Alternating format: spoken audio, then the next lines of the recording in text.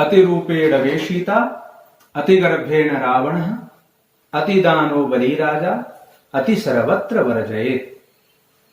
अर्थात माता सीता बहुत रूपवती थी, उनका हरण रावण ने कर लिया। कहने का मतलब है कि उनका रूप ही उनका शत्रु बन गया। रावण को अपने आप में बहुत गर्व था, इसलिए उसका सर्वनाश हो गया। राजा बलि बहुत दानवीर थे, इसलिए उनको पाताल में जाना पड़ा। अति सर्वत्र वर्जयेत्, अति सब बिल्कुल वर्जन है। कोई भी कार्य हो, अच्छा हो बुरा हो, उसको एक सीमा में रख के ही करना चाहिए, सीमा से बाहर नहीं जाना चाहिए। प्रिय दर्शकों नमस्कार, भाग्यदीप में आप सभी का स्वागत है। मैं एक बार आप सभी के सम्मुख फिर से उपस्थित हूं नई जानकारी के साथ, और आज हम चर्चा करने वाले हैं कुंडली में दरिद्र योग की। दरिद्र योग कुंडली में क्यों होता है, किस कारण से दरिद्र योग बनता है और उसका प्रभाव जीवन में कहां तक जाता है, और उसका उपाय भी आपको बताएंगे कि दरिद्र योग का भंग कैसे होगा। कोई भी कार्य आपकी लगन, मेहनत, कर्म और इच्छा शक्ति से पूरी होती है।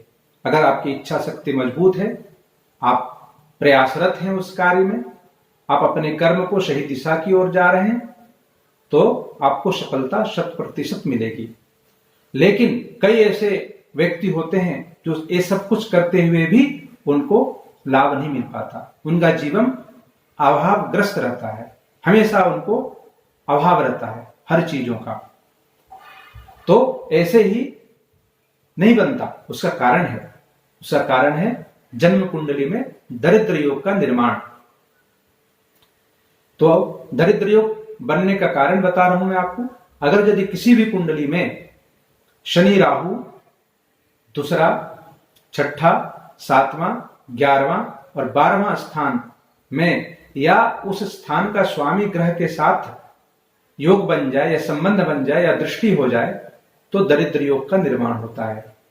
इस योग से व्यक्ति जीवन में बहुत मेहनत करता है, लेकिन उसको सफलता हाथ नहीं आती, उसको हमेशा अभाव में जीना पड़ता है।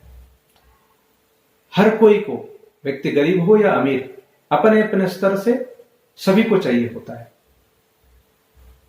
किसी को 100 रुपए चाहिए, किसी को 100 करोड़ रुपए चाहिए सभी को।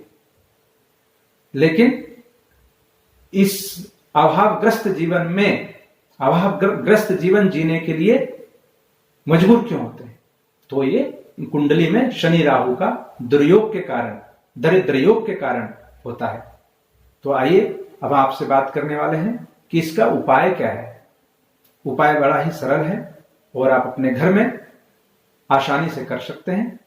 विश्वास के साथ इसको करें। बुधवार की रात्रि अपने घर के पूजा स्थान में सोने से पहले एक कटोरी में गुलाब जल, उसमें 3 हल्दी की गांठ, हल्दी गांठ की जगह विधारा जड़ी मिल जाए तो और ज्यादा अच्छा, विधारा जड़ी ना मिले तो हल्दी की गांठ आप रख लें, और 3 लौंग रख लें गुलाब जल में, कटोरी में, और इत्र डाल दें उसके ऊपर से, किसी चीज से ढक दें और हाथ जोड़ के प्रणाम करके सोने चले जाएं।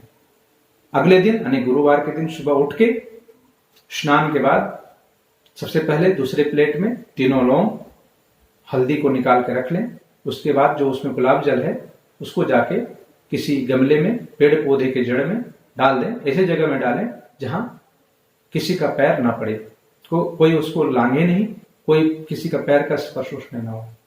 उसके बाद वापस 1 लौंग को आप खा लें और 1 हल्दी को आप छत के ऊपर फेंक दें।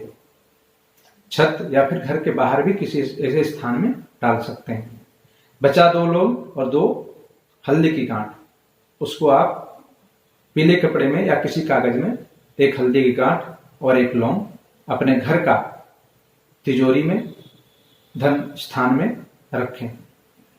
और दूसरा जो बचता है उसको भी उसी प्रकार से अपने व्यापार के स्थान में, दुकान है तो दुकान के गल्ले में रखें, ऑफिस है तो ऑफिस के गल्ले में रखें, ऑफिस दुकान दोनों नहीं है तो अपने साथ पर्स में, जेब में रखें।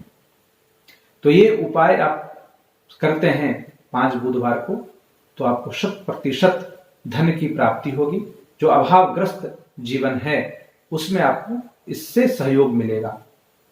तो आज इतना ही। अगली बार फिर आपके सामने उपस्थित होऊंगा नई जानकारी के साथ और नई कुंडली के साथ में आप सभी के सम्मुख अपनी इस चर्चा को फिर आगे बढ़ाते रहेंगे। तब तक के लिए नमस्कार।